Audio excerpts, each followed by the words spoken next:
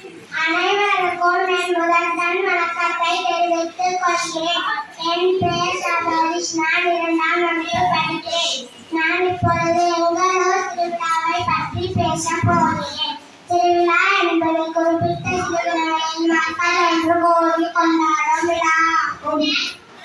திருவிழா கொடியேற்றத்துடன் தொடங்கி 4 நாட்கள் மிக சிறப்பாக நடைபெறும். என் ஊர்காரர்கள் திருவிழாவுக்கு வந்து விடுங்க. என் ஊர் தெருக்கள் மின்விளக்கால் அலங்கரிக்கப்படும்.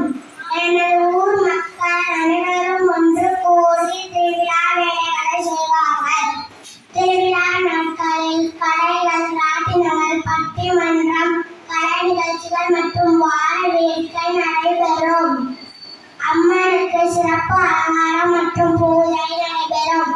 திருவிழா 4ஆம் நாள் முடிவே ஊர் கூடி தேர் இழுத்து திருவிழாவை நிறைவு செய்யும். நன்றி, வணக்கம்.